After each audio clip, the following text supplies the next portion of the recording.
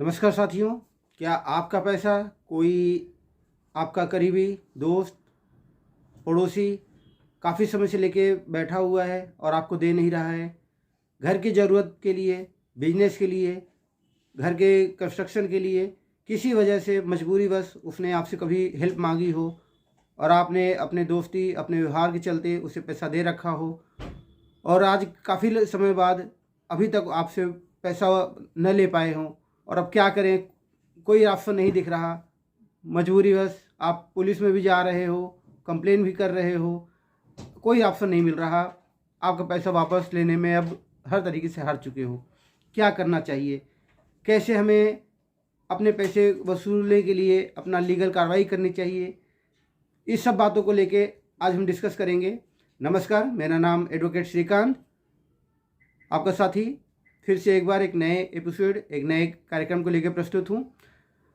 साथियों, अक्सर होता क्या है, लोग अपने करीबी दोस्त जो आपको जानते हैं, मानते हैं, आपसे लंबे समय तक अच्छा दोस्त व्यवहार चलता रहा है, कभी किसी बिजनेस में नुकसान के चलते, घर परिवार में किसी बीमारी के चलते, घर कंस्ट्रक्शन के चलते आपसे मदद के लिए आते हैं। आप अपने व्यवहार के चलते एक बार पैसा दे दिए और दोबारा लेने में बहुत मुसीबतें होती हैं, आप ले नहीं पाते हो और अंतिम में आप भगवान भरोसे बैठ जाते हो।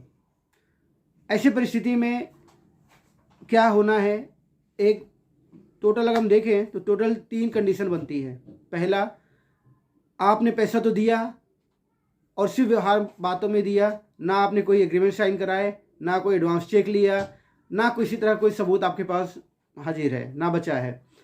दूसरा, आपने डिस्कस किया, पैसा दिया, उसके बाद आपने एक छोटा सा स्टम्प 10 रुपये के स्टम्प पेपर पे या किसी स्टम्प पेपर पे लिखा पढ़ी कर ली, एग्रीमेंट बना लिया, नोटरी करा लिया और उसके बाद उसे पैसा दे दिया और इस उम्मीद में कि उसके हिसाब से पैसा दे देगा।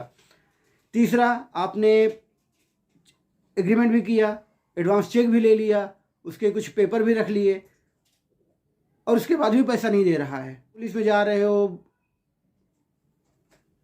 जगह जगहों पे आप डिस्कस कर रहे हो, प्रेशर कर रहे हो, लड़ाई कर रहे हो, उसके बाद भी आपको पैसा नहीं मिल रहा है।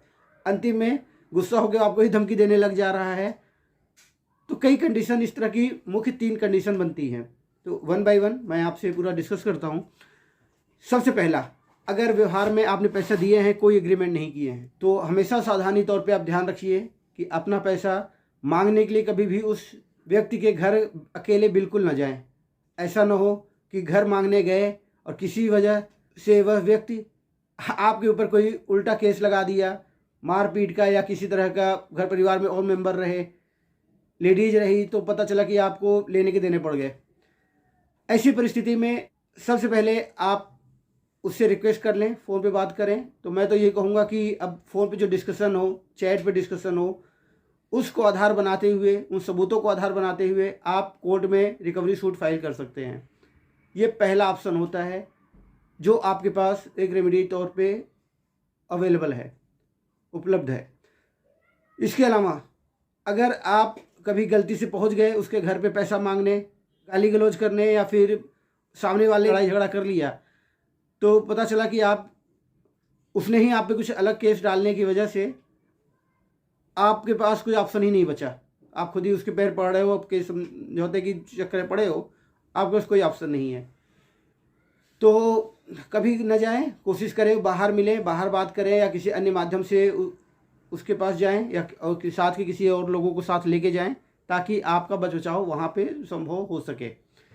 इसके अलावा अगर पैसा देते समय आपने कोई एग्रीमेंट कर रखा है कि आपको इतने दिन बाद देंगे और आप किसी परिस्थिति में इतना ब्याज देंगे, या फिर इस तरह का कुछ एग्रीमेंट आपका बना हुआ है, तो आप पुनः रिकवरी सूट में भी जा सकते हैं।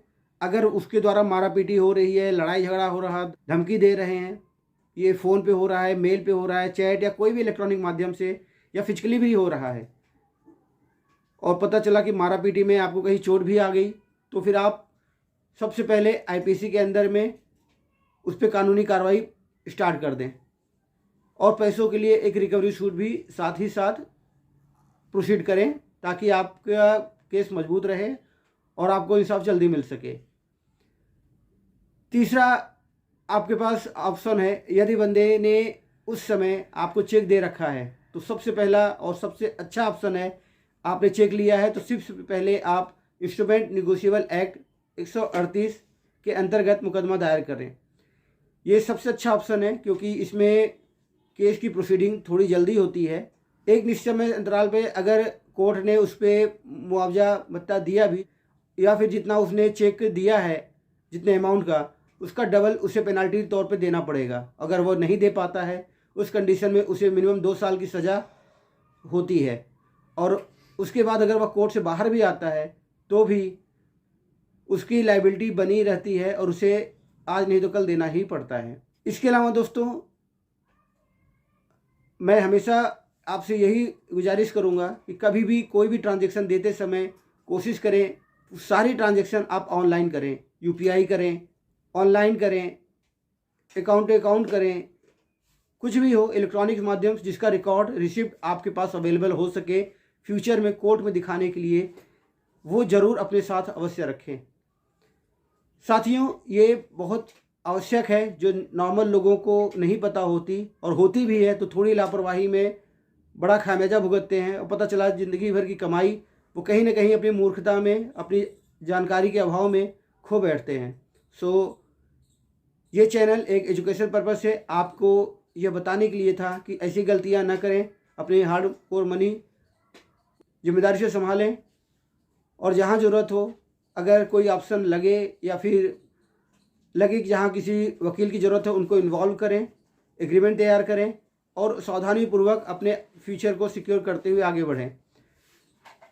अगर किसी साथी को कभी कोई ज़रूरत लगती है, किसी सलाह की ज़रूरत लगती है, तो मेरे दिए हुए नंबर पर मुझसे संपर्क कर सकता है, मेरी सेवाएं ले सकता है। सो साथियों, इस नए एजुकेशन पर्पस से नए एपिसोड के साथ आज का कार्यक्रम यही समाप्त करता हूँ। आपका साथी एडवोकेट श्रीकांत। बहुत बहुत धन्यवाद। जय हिंद, जय भारत।